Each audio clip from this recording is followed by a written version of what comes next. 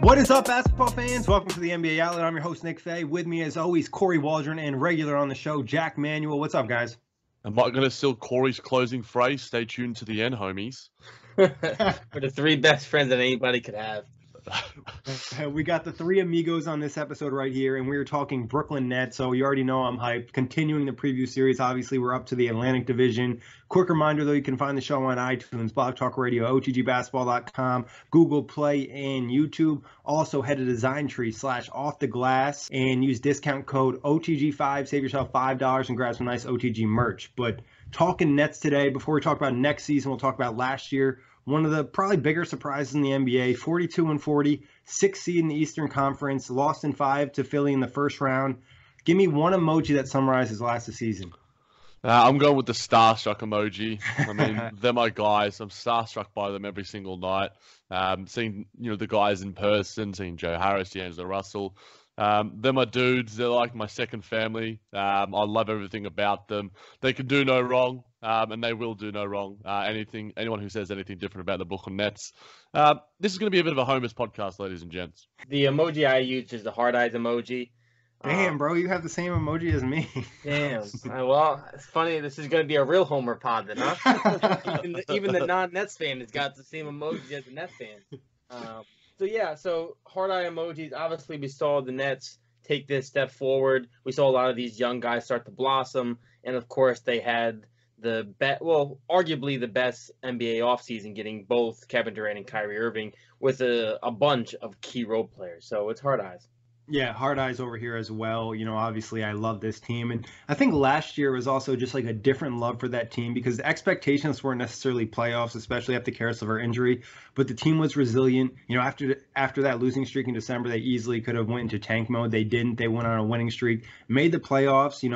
If Ed Davis is healthy, maybe they have a better first-round series against Philly too. So I think there was like nothing not to love about this team last year. And talking positive, what was your biggest positive takeaway from last season? I think we're probably going to go with the form of D'Angelo Russell, solidifying himself as an all-star. Yes, it was as an injury replacement. He was the leader of the team when Caris LeVert went down with that horrific foot injury. But then when Caris LeVert came back too in his playoff run, him sort of, making his statement as like, yeah, I'm the guy here in Brooklyn as well. So I think the form of those two guys is probably the biggest takeaway.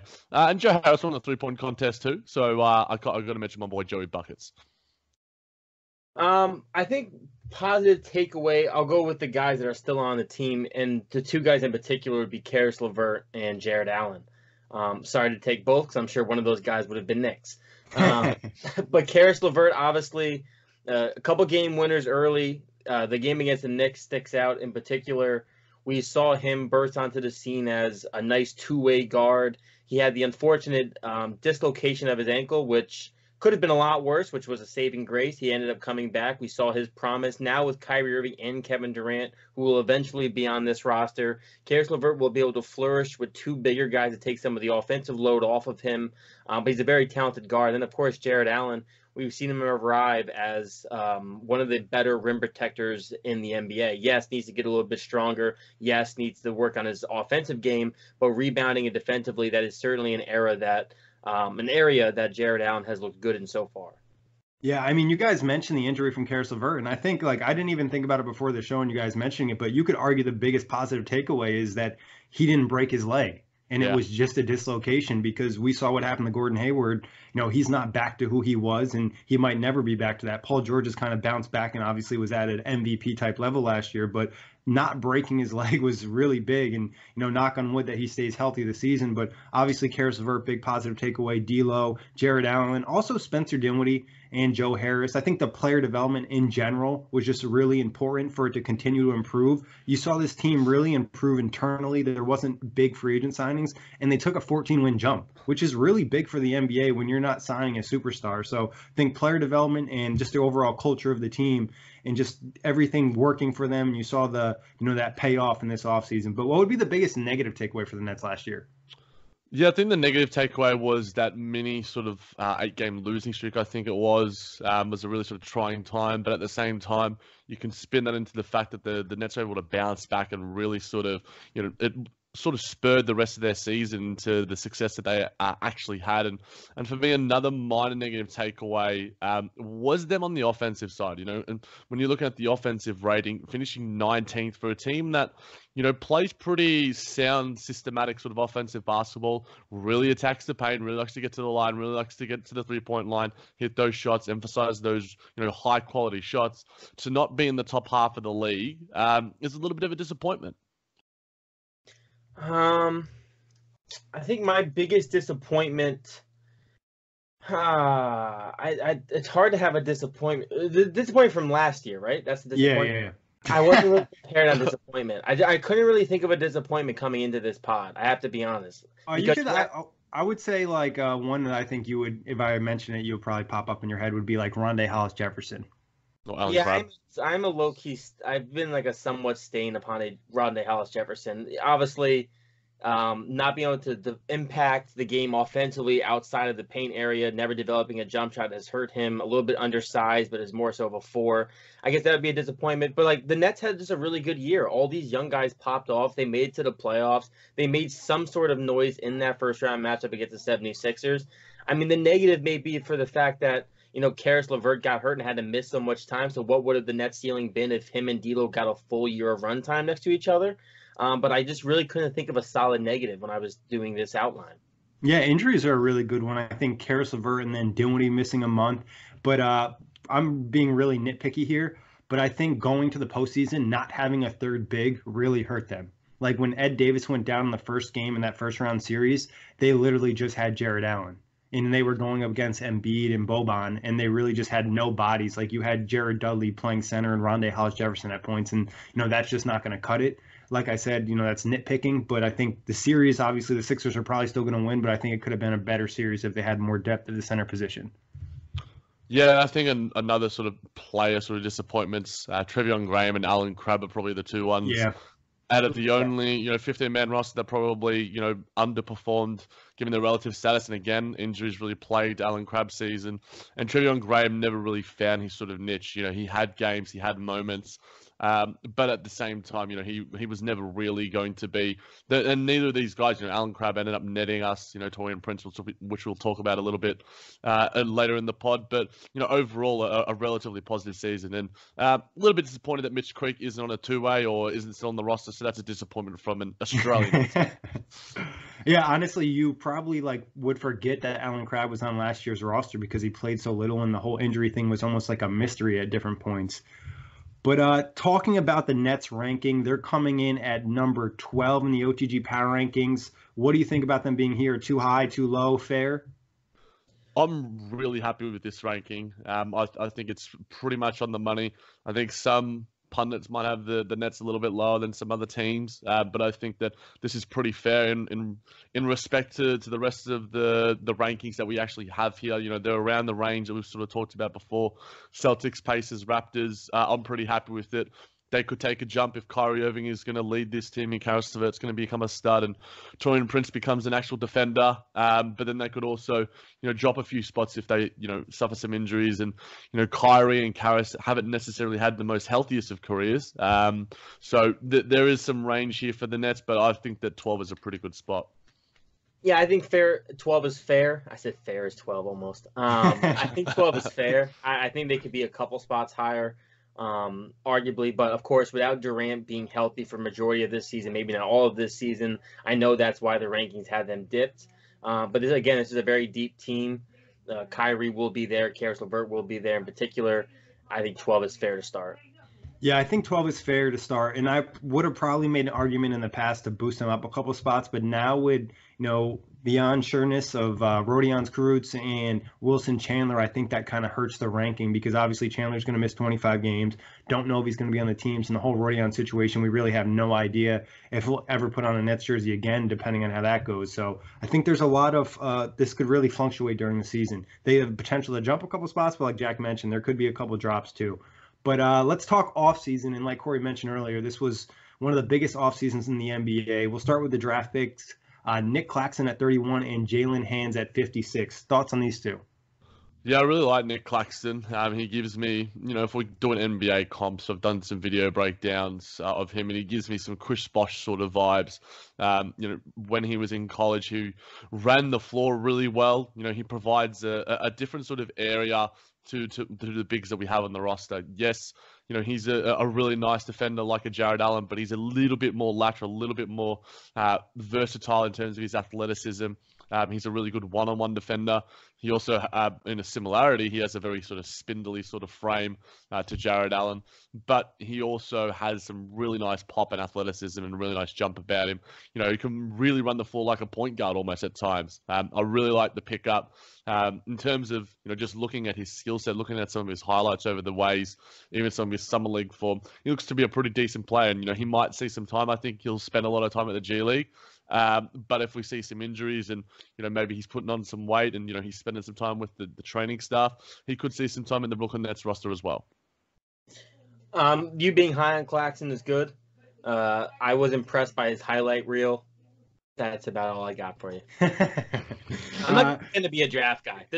I'm not going to fake it. Yeah, at least he's honest. That's what, I think the listeners appreciate. I think Claxton, though, is a guy that really has a lot of potential. Like, we're talking about a possible all-star in the future. A lot of development would have to happen. There's also the possibility of a bust here. But like Jack mentioned, the versatility as a defender, that switchability is really big. And then just the frame and the skill set and what he did at Georgia running the offense, just having so many skills, like just not fully polished, but having them there just gives him a lot of potential. And Jaylen Hands is a guy that I'm not really sure if he's going to be with the Nets. He obviously hasn't signed a contract. There's a better chance of him kind of playing internationally and the Nets retaining his rights.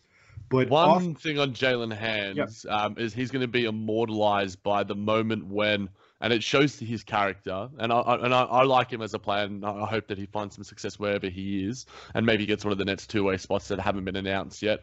But the moment where the player is disappointed walking down the court in college, his head's down, and the player comes over and lifts his head up. That was Jaylen Hands, and that was one of the coolest things. And one of show your kids that. You show as a teacher, I show my kids that about sportsmanship, about maintaining your composure and confidence. He's going to be immortalized as just like a really sort of positive sort of thing. So just shout out to Jaylen Hands for that. Yeah, and that video obviously goes viral. I'm sure we'll see it again during the college season.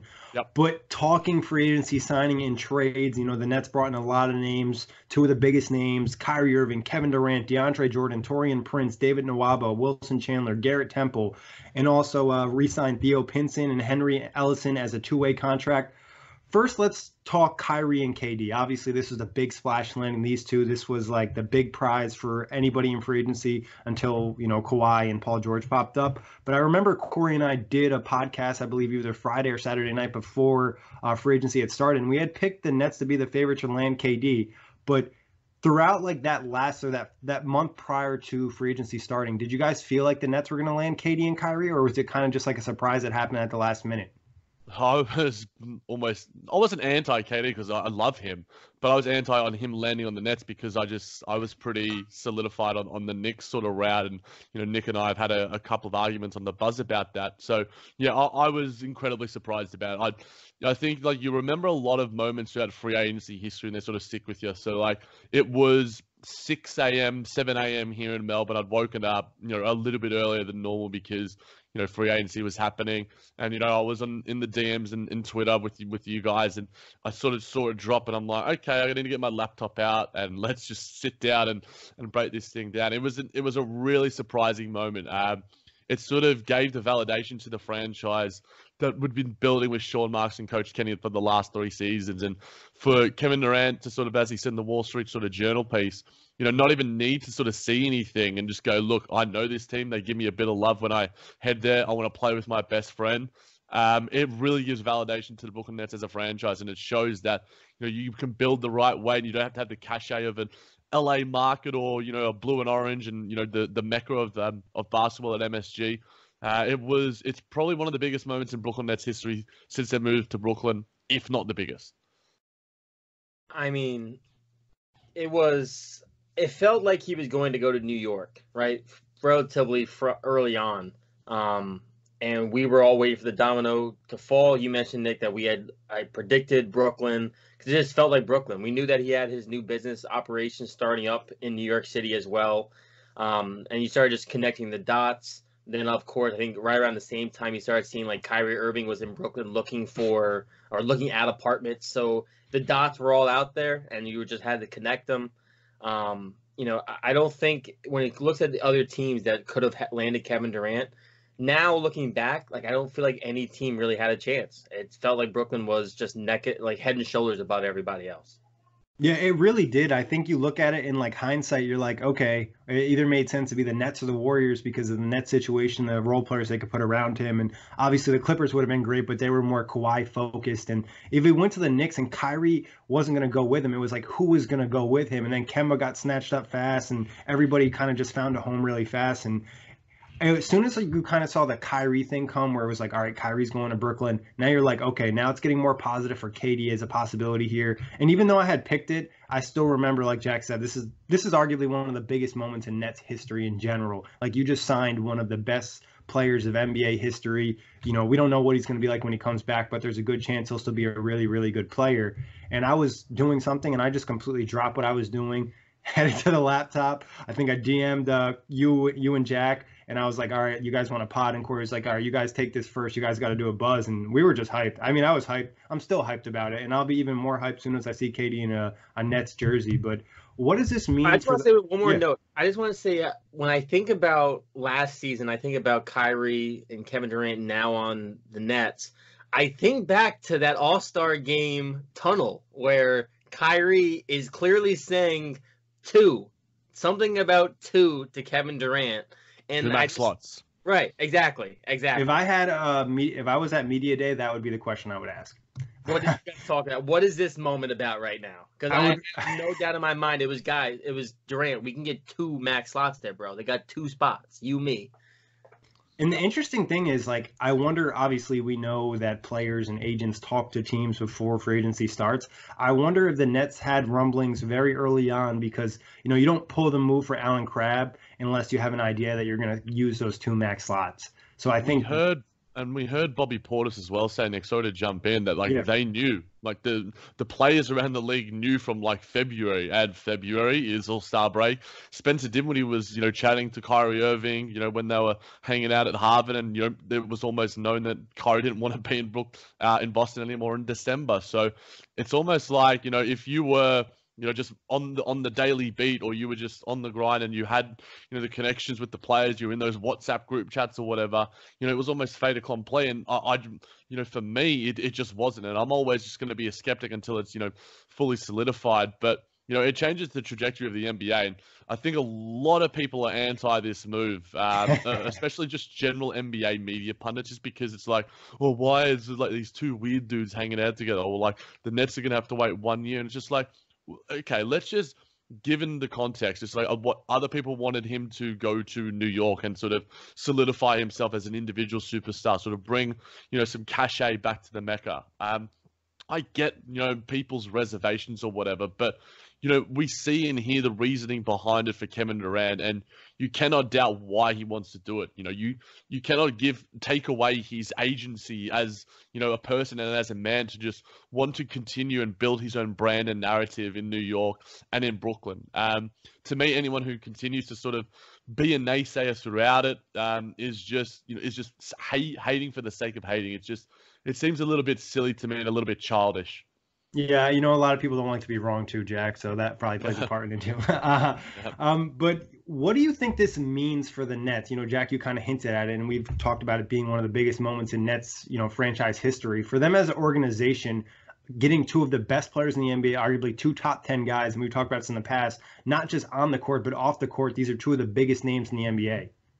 They are if we're talking about the most marketable superstars, they're 2 of the 3 most marketable superstars. I'm going LeBron James, Kevin Durant, Stephen Curry, Kyrie Irving. So maybe 2 of the 4, sorry. It's insane. If you had 2 of the most marketable superstars in the league, the ownership in Joseph Tsai would absolutely be just cashing in their checks, especially, with the Asian market that they have over there and the connections that they're going to have there. Being in New York, one of the biggest media markets in the world. And I think that it just provides relevance, like I sort of said, and provides, a new level of status for the franchise as a whole. the popularity of the social media surrounding the Brooklyn Nets have been exploding. I'm on a Facebook a little bit more, and just looking at the Brooklyn Nets page this year, you're seeing thousands of likes on posts compared to, a few hundred compared when there's like D'Angelo Russell or Caris LeVert posts. That's what happens when you have Caris LeVert, when you have Caris LeVert, but when you have Kyrie Irving and Kevin Durant, the popularity of the Brooklyn Buzz has maintained consistency. We're charting in all these really weird places around the world because, people want to hear about the Brooklyn Nets because they have two of the most popular individual superstars when it comes to branding, when it comes to on-court and off-court play as personalities. It speaks volumes, and I think that we could do an entire podcast just speaking about the gravity that these two bring to any franchise, let alone the Brooklyn Nets. Yeah, and you want to hear more about that, you could head to the Brooklyn Buzz. Jack and I have dove into these topics pretty deep, but what would be your favorite signing for the Nets other than Kyrie and KD? I'm going Taurean Prince. I think in terms of how he fits in a Coach Kenny offensive and defensive system is almost perfect. I don't think I've done a defensive breakdown of his, and I think he has all of the tools to put it all together. And I just think he needs to show more consistency, willingness, and engagement. I think Kenny hopefully can get on him a little bit on that end of the floor and sort of go, look, we know you can do these things offensively. We want you to focus on the defensive side. I think he's got some real potential on that side of the floor. And I think, he's going to be given every opportunity until Kevin Durant comes back to really prove it. He's one of the better three-point shooters as well. So I think he just fits in schematically so perfectly. And in terms of he's almost just like a straight swap for an Allen Crabbe, I think he should start.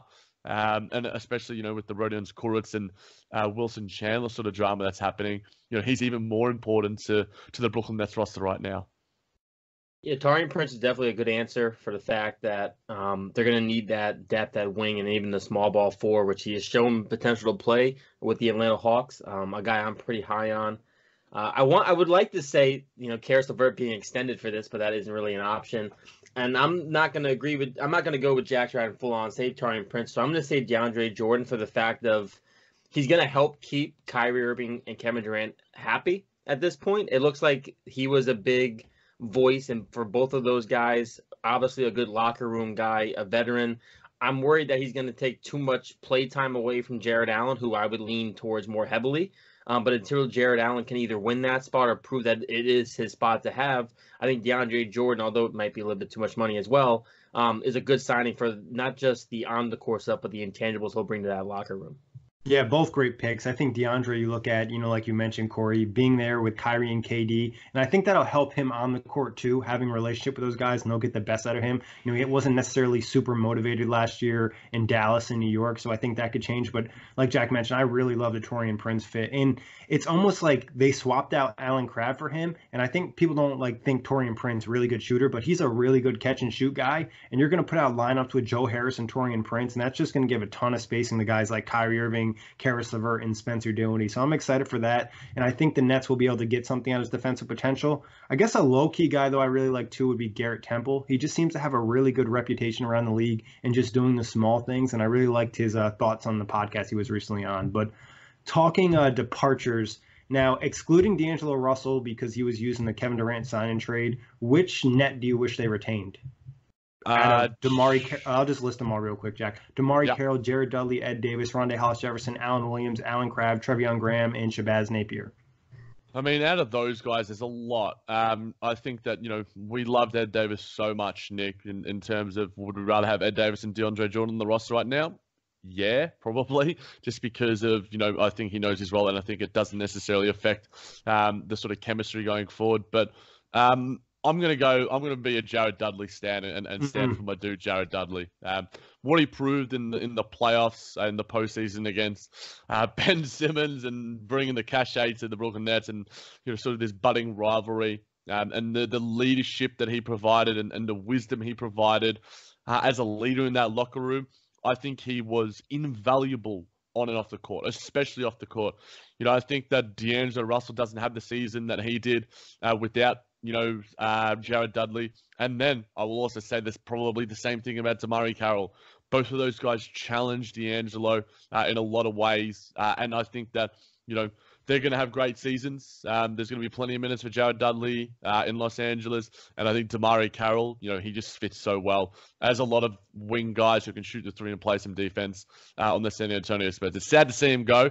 But like you mentioned, Nick, Garrett Temple's a nice sort of replacement, but would have been nice to keep one of those sort of guys. I think you only miss D'Angelo if things go bad. So you don't miss D'Angelo necessarily. I think Jared Dudley, for locker room purposes, you would miss to a degree.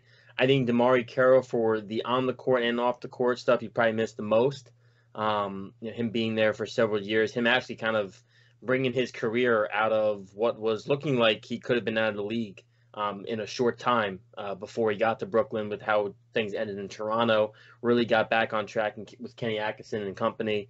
So I think DeMarre Carroll is probably the guy you missed the most. But, I mean, you filled that role with, Wilson Chandler was supposed to be part of that fix that role, Taurean Prince as well, and Garrett Temple. I think Carroll's the guy you probably missed the most. Yeah, I think it's definitely between DeMarre and Jared for me. I love Ed Davis, but I think the DeAndre swap isn't too crazy. It's not like you're losing a lot. Obviously Ed Davis knew his role, one of the best rebounders in the league. But now with the news with Rodions and Wilson Chandler, you probably wish that you were able to keep DeMarre or Jared Dudley. DeMarre got paid a little bit more than you could afford. So Jared Dudley would probably be the guy in the situation, and also just a great guy to have in the locker room to maintain the personalities. But obviously you can't complain about the offseason because so many big names were signed. But talking next year, what would be the biggest team X factor? And it can't be a specific player or health. I've gone sort of a bit outside the realm for this one, Nick, and we've sort of touched on it a little bit, but I'm going with the fan base in the city. Interesting. I think we've had some really good ones, but every show, Kory, it's like we're getting something different that we didn't think about. I mean, when you guys sent me the outline, I'm like, this isn't what was on last year's one. So I was just like, oh, okay, I got to think a little bit deeper about this. So, I mean, I've spoken about the city as a whole, and the Brooklyn Nets sort of being now the more successful team for the recent sort of couple of decades, and now they have the cachet of having the superstars. But now this has to draw in the fan base. The casual fans are going to be drawn in now. Are they going to want to go to see Kyrie Irving over Dennis Smith Jr. and Emmanuel Mudiay and these sort of guys? Yeah, probably. I think that there's a Chick-fil-A now opening apparently down on Atlantic Avenue. So I think the fan base is going to only increase. And, I think that it's probably one of the number one things whenever you're having an argument with a Knicks guy on Twitter or a non-Nets fan on Twitter, it's just like, oh, well, yeah, you guys have the lowest attendance. And then it's just like, well, it's all relative, if you know the capacity of Barclays Center, or blah, blah, blah, blah, blah. So I think that the fan base and just the general sort of vibe that can bring and hopefully grow for the franchise going forward, I think is going to be an X factor in terms of, Kyrie Irving just sells seats. Superstars sell seats in this league. And whenever Kyrie is healthy, we're probably going to have a relatively full house. And yes, D'Angelo Russell built himself to have that cachet throughout the season, but Kyrie's had it since, he was a rookie. He is, like we've sort of spoken about, one of the most marketable guys. And when you're talking about marketability, that sells merch, that sells tickets, it sells everything. It brings in, tourist fans, it brings in new fans. It solidifies old fans and makes them buy season tickets. So for me, it's the fan base and the city as sort of like a collective sort of topic and sort of factor for me. My X factor is, I think, pretty mundane, but it's chemistry. A lot of new pieces, a lot of new faces coming into Brooklyn. Yes, you still have the somewhat core nucleus of Jared Allen, Karis LeVert, Spencer Dinwiddie, and Joe Harris.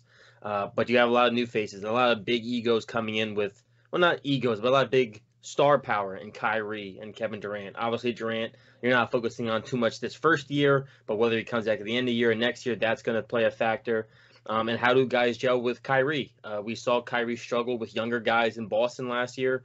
We saw that become very turbulent and chaotic. So for me, it's chemistry. Both great. Obviously the fan base thing, Jack and I know, being on Nets Twitter, it's always an argument about that. And then chemistry is huge. Anytime you just, it's almost a completely new team other than the guys you mentioned, Kory. So it's going to be about these guys gelling quickly. They do have an early trip, an international trip in preseason, so that should possibly help. We know Kyrie spent a lot of time with Karis LeVert this summer, already had a relationship with Spencer Dinwiddie. So hopefully they start to gel really well early on. But for me, I'm looking at the forward spot. not as much maybe the small forward, but that stretch forward, that small ball four. Is Taurean Prince going to step up? If Rodions isn't with the team and Wilson Chandler suspended, what are they going to do at that position? Are they going to sign Carmelo Anthony? How are they going to deal with this? Is Nick Claxton going to end up getting minutes? Like, there's so many variables that forward spot. They're set at the guards. They have Kyrie, they have Karis LeVert, they have Dinwiddie, they have Joe Harris. They're set at center with Jared Allen, DeAndre. It's really about the forward spots. And if the forwards are good, this is what's going to kind of make or break this team. It could be the difference between being a top 4 seed or being, a 6 seed. But what would you guys have as the opening night starting lineup? Kyrie Irving, Joe Harris, Karis LeVert, Taurean Prince, DeAndre Jordan. Likewise. Yeah, this one, honestly, it's kind of tough. Like, I think that's pretty close to being locked in.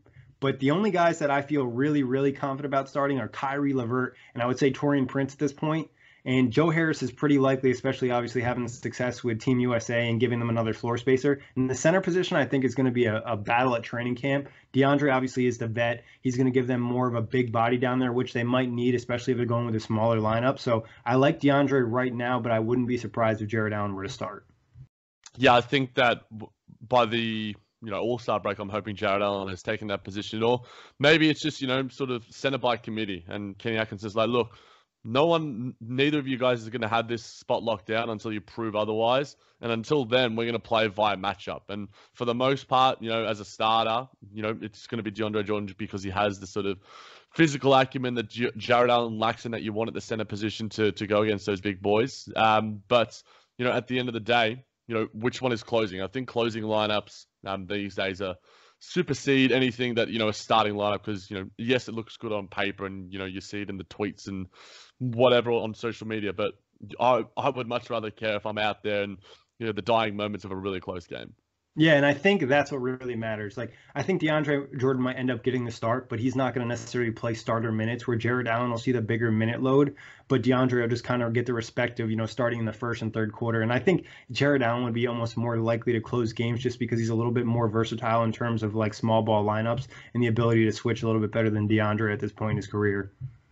Yeah, I think he's got way more sort of acumen in terms of, he can move a little bit. I think it's, we may have overrated some of his lateral athleticism. I think he's still good there. I don't think he's elite in that area, but DeAndre Jordan is subpar and then some. So in terms of how you want to fit schematically, I think that the preseason and training camps, when the media days, it's going to be interesting to see all the rumblings that come out from there, and it's going to be a fight. And Jared Allen said he wants to play the 4 as well, do whatever. Not happening, but it'll be one thing to certainly watch going forward because that center position is always crucial in terms of just really locking down and sort of providing stability for the rest of the lineup.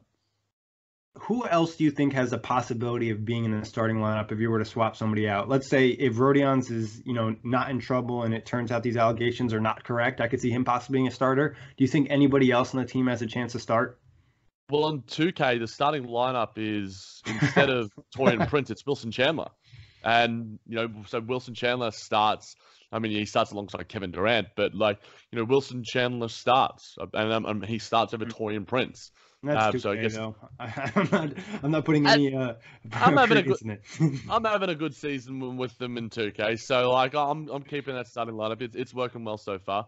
But yeah, I think Rodon's Courts makes the most sense. And when I've talked about this and had discussions on Twitter, earlier, a lot of fans were in my mentions about the fact that Taurean Prince he lacks the size to be a small ball forward. And yes, Rodon's Courts has height, but I think his frame is much less developed than Taurean Prince is. I think Spencer Dinwiddie is a starting caliber player, but I think his role just fits so perfectly with this second unit. So he might. It's similar with Lou Williams. These guys are bona fide stars, and would start on 98% of the other teams, but it just fits well for their role as backups. Kory, anybody else you could see starting? Spencer was the one guy that immediately popped in my head, but for what Jack just said, you want probably that ball handler off the bench. And also, just to make Kyrie happy, maybe you don't want somebody who also needs the ball in their hands and make plays for others. Maybe Kyrie will do better if he just has to try and run the show himself. Yeah, I think Spence, just his role as a 6-man is just ideal. He'll probably be in a good chunk of closing lineups, but I think a lineup that I'd really like to see if, the whole Rodions thing, whatever happens with that would be a Kyrie, LeVert, Taurean Prince, Rodions, and Jared Allen, because that would just be such a fun, fast lineup. It would have a lot of speed, especially in transition. I think that's incredibly important. But moving on from there, who's your player to watch for next season? We haven't spoken enough about him, so I have to speak about him. It's Joe Harris. I'm really intrigued to see how the Team USA experience, affects Joe Harris, positively, negatively, one way or another, heading into the 2019-20 season. I think he had a really average, playoff series. He had some shots that he should have hit and he would normally hit. But this sort of experience, and yes, the Team USA has been a disaster, at FIBA, but I think what you can gain from it as an individual and being around sort of guys and learning things from the likes of, Greg Popovich, I think are going to impact positively on a guy like Joe Harris. Just being around that high quality and being in, big games and games that matter, as Bill Simmons likes to say, on the international stage, should have a positive effect, even though Joe Harris was almost like the token whipping boy of FIBA. He's like, he's just the guy that's there because, he can shoot threes. So I'm really intrigued to see what Joe Harris can bring. You can say a lot of guys here, but we don't speak enough about Joe Harris. I mean, I do, but the NBA media doesn't. So my boy Joey Buckets, I'm really intrigued to see what he can bring. And if he can maintain his level of efficiency from the perimeter, and if he can add anything as well, or, even if he just maintains the season that he had from last year, I'd be bloody happy. Yeah, so I'm going with Karis LeVert, a guy in our OTG top 50 players power rankings that me and Jack have developed and done over the past month or so that we are releasing now. So slight plug, but it's Karis LeVert for me. We saw, as we mentioned earlier on this pod, a guy who was bursting onto the scene before he got hurt, came back and had some very nice moments in the playoffs. And going forward, maybe not this year, but when Kevin Durant's back, Karis LeVert will be an important, crucial element to whether or not this team is really viable and pushing for an NBA championship. Obviously, they're going to have the talent with Kevin Durant healthy to be already competing for a title, but to be true and maybe even number one contenders, if Karis LeVert can raise his game to all-star level alongside those two stars already, then the Brooklyn Nets has something extremely special.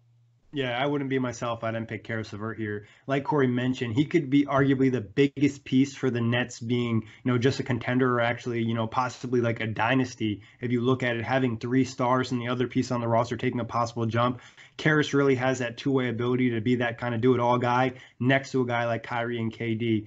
But just to switch it up, I'll do Taurean Prince in there too. Like Jack had kind of pointed out earlier, if he can get his defense to a high level, we saw really good flashes his rookie season. We know he's a really good three-point shooter.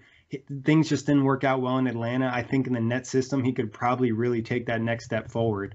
But what would be worst case scenario for the Nets next year? I mean, worst case scenario is, Kory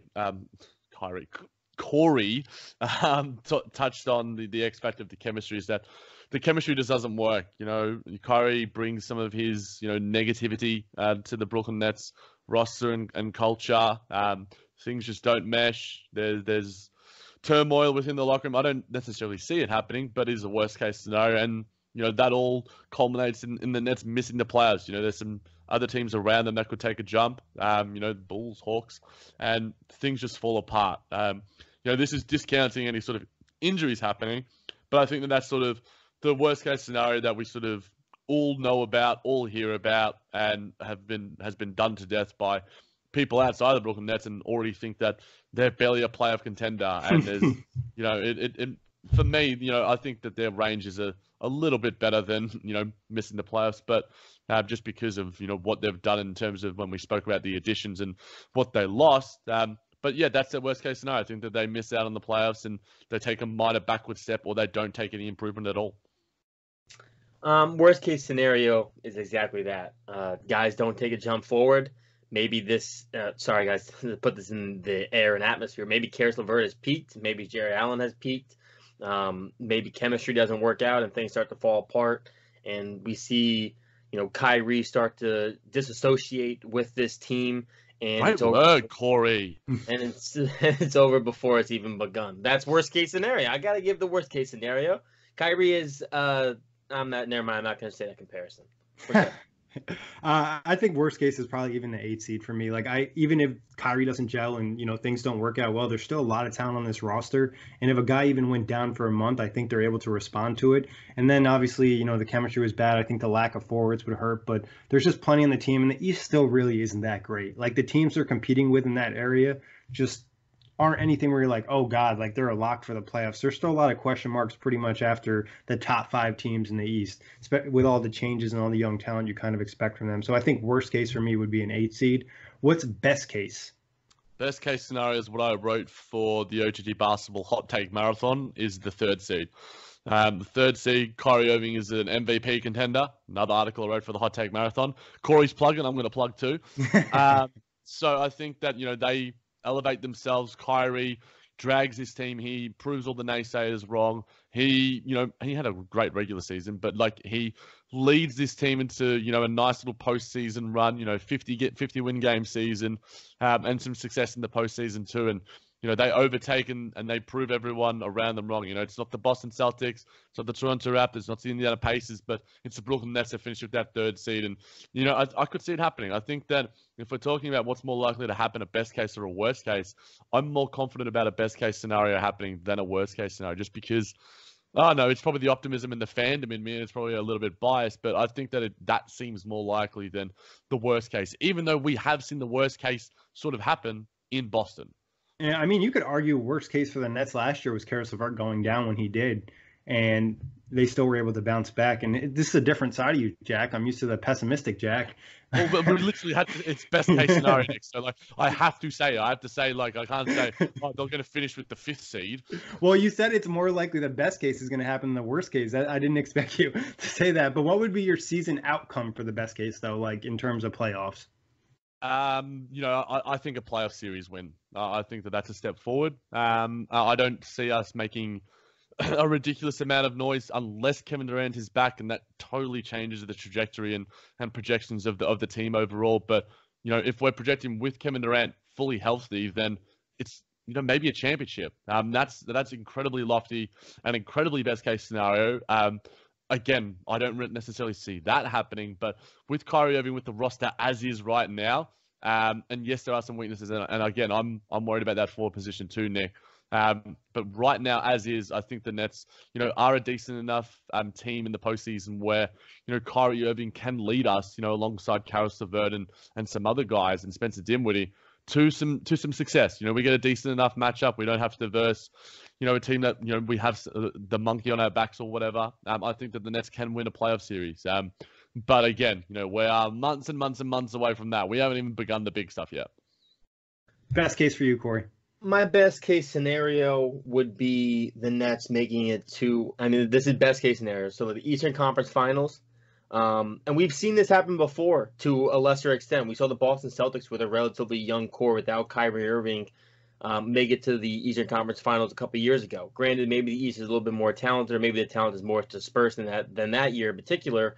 But I think there's enough young talent here where if the right guys pop off, and Caris LeVert, Joe Harris maybe takes a step, Jared Allen, you have Kyrie in the best shape or in the best mental form of his life where he's not causing issues off the court, then the Nets could go on a run and, depending on matchups, possibly sneak their way into an Eastern Conference Finals. Yeah, I think that's best case as well. I think, if somehow they were able to not match up with Philly or Milwaukee in the second round, there's a really good chance they could get to the Eastern Conference Finals if guys take that next step, or if one of those two teams I just mentioned had a big injury. And then obviously another best case, which Jack kind of hinted at, and I think is a real possibility, is Kevin Durant returning this year. The real question would be, how healthy is he? If he's fully healthy, or he's able to get back close to his form at 85% and play that forward position for the Nets, they could definitely make the NBA Finals if, everybody else kind of worked out. But that's a best case scenario, and obviously we hope it happens. But what's your actual prediction for the season, and where do they finish in the division? I'm going to go 46-36 and a 5th seed or 4th seed, whatever that lands them. Yeah, I have the... wait, sorry, Kyrie. Jack, where do they finish in division now? 3rd. I have them finishing 3rd in the division as well, and I have the Nets getting 47 wins on the year. All right, I'm definitely going to be optimistic here. I'm going with 50 wins, 2nd in the division, and I think Kevin Durant is going to come back. I don't know if he'll be 100% when he comes back, but I think we'll see KD play in a Brooklyn Nets uniform this year. Excuse me, I actually have to make a correction. I have the Nets second in the division with 47 wins. That's what I like to hear. All right, you're back on my good side. What's your playoff outcome? I personally have them winning the first round series. I think they're going to be able to beat, if they get a top 4 seed, they should be able to beat one of the lower 4 seeds. What do you guys think are going to happen in the playoffs? Yeah, I think that too. I think that despite, Kyrie Irving's lackluster postseason against the Boston Celtics, you generally go, when it comes to the playoffs, talent matters more than anything. And, coming up against an Orlando Magic team, a Chicago Bulls team, or whatever those sort of lower rung teams around there, the Miami Heat. Miami Heat might be a little bit trickier just because of, Jimmy Butler, I think, is a pretty proven postseason performer. So they're a sort of team, a dark horse team that I would want to avoid in the postseason. If they were to finish like, 5th, 6th, or 7th, I would try to avoid them. But yeah, teams like the Magic, teams like the Hawks, teams like the Bulls, I think that the Nets can win a series. That's probably, for me, as optimistic and as I can get, without Kevin Durant on this team and projecting that. What do you got playoff-wise, Kory? I have them making the playoffs, of course, obviously with 47 wins, and I have them as a second-round exit. Yep. I think in most first-round matchups, this team should win. And in the second round, of course, it feels like they're going to get matched up with either Milwaukee or Philly, and I don't love those matchups. Yeah, the only way they beat Milwaukee or Philly is if KD's back healthy or there's some type of injury. So I think a first-round series win is really likely here. But any other questions or thoughts you guys want to get in before we talk League Pass? Yeah, I mean, in terms of everything surrounding the Brooklyn Nets heading into next season, it's almost like there is now expectation on this team. And when there is expectation, what do the players, what does the roster, what does the organization as a whole, how do they respond to that? And I'm really intrigued to sort of see because, we've been the sort of darling team of League Pass and Twitter. It's just like, the come up team, the 2018-19 season is going to go down as one of the sort of fairy tale seasons for the franchise as a whole. But now there is expectations. Now there are players that, have real superstar talent. Players are expected to take jumps. Players have been paid. Now that all these things are starting to happen, how do you respond as a franchise? How do you respond as a player? How do you gel? How do you reach those lofty goals of playoff series wins? Because it's not easy to do those things. It's hard enough in a real grind of an 82-game season to get there, let alone win a series against some really talented competition. So for me, the response to the expectation that is now on this franchise is going to be absolutely fascinating. Yeah, definitely. A lot more pressure, expectations. It even feels like there's just a lot more hate. Like you mentioned, the Nets were really popular on NBA Twitter last year. Now it seems like a lot of people already dislike them just because they signed Kyrie and KD. But any thoughts from you, Kory? There's a new team in New York, and I think I think we're going to start to see that more and more this season. Obviously, whenever a team gets new stars, they become villains. That's just how fans work when you see star talent all coming together on one team. Your natural instinct is to go against it and to hate it. I mean, the Miami Heat Big Three, the Golden State Warriors, for example, it's just generally the consensus you get. But I'm happy that the Brooklyn Nets, similar to the Los Angeles Clippers, are overcoming their big boy counterpart in a huge market that is New York, and Brooklyn's going to be fun. Yeah, and they did it a different way. They didn't just get lucky and sign LeBron James like the Lakers. They worked for this. They had the culture. They had the player development. But I do have one more question for you guys in terms of the season. You guys think KD is going to play this year? Yes or no? I think I said no on the buzz, so I'm going to say no on the outlet. Quick question, Kory. Do you want to be the new co-host of the Buzz now? Because Jack got fired. Yikes! I'm leaning towards no, but given that report we read about the fact that the Achilles injury he suffered is not off his push-off foot, I'm more optimistic that he will be able to return this season. But even if he's able to return this season, I'm not so sure he should play, if that makes sense. But yeah, I wouldn't rule it out. I'm sorry, that's not a definitive answer. Unacceptable. I'm going with yes here, and I think a little bit has been like over-exaggerated in terms of the recovery of an Achilles injury. Like we've seen multiple NFL players come back this year, and we talked about on the recent Buzz, there was a player who came back that's over 300 pounds, and he came back in a shorter period than it would be for KD to come back in March. And we know he's frail and that he's not the biggest body, and he's also like super obsessed with basketball. We see how far he is in his rehab. I'm just going to keep speaking it into existence that he's going to play this year, and I really do think we'll see him in March. I don't know what level we'll see him at, but I feel really confident, especially just the one comment he made that during that recent interview that Jack just mentioned, where he said, yeah, I'm not going to be ready for the beginning of the season. It kind of makes you feel like he's really trying to push to play this year, but obviously that's for a Buzz episode. What position does that, before we get to league pass ranking, what position does that NFL player play? If you're over 300 pounds, you're playing offensive or defensive line. And so in terms of like explosiveness and, you know, the amount of pressure and tension you put on your Achilles, is it similar to what a basketball player would with the Achilles? Because the Achilles is one of the worst injuries you can have, and probably the worst injury you can have as a basketball player. So that's why, for me, I lean towards no, because, you know, we're talking about the Brooklyn Nets here as well, Nick, and one of the most conservative sort of training staffs in the league. But, you know, if Kevin Durant says he's ready, then, you know, I think like you sort of said, he has to come back. So I'm not sure if he plays offensive or defensive line. I would think at both positions you're putting an extreme amount of pressure on your Achilles. If you're playing offensive line, people are trying to push you backwards. You're planting your back foot, taking excessive amount of weight, push towards you, land on top of you. And then if you're playing defensive line, you're trying to explode off the ball. But also Emmanuel Sanders, a wide receiver, it's important to be explosive if you're playing wide receiver. He's back. He wouldn't be out there if he couldn't explode off his leg. So it makes me feel more confident. Obviously, the football is a contact sport. The movements are a little bit different, but there's a lot of similarities there. Yeah. Like I said, I'm confident, you know, but we'll see what happens. League pass wise, where do you have the Nets? 13 out of 10. I love it. I have them as an 8 out of 10. Get off the show. You're gonna have like no co-hosts by the end. You're gonna have like doing solo podcasts like it's Locked On Network for you, Nick, man. That's better though than my normal. I mean, it ties my I've given that 2 10s, 3 8s, and 3 7s, and a bunch of low ranks. Oh, he's optimistic. So we're doing pretty good. Come on. We're doing okay, I guess. Well, you got to give them an extra boost because they have like arguably the best broadcasting team in the NBA. They do it the best broadcasting. But this also goes into that League Pass situation where for us, we're not really watching on League Pass because we have.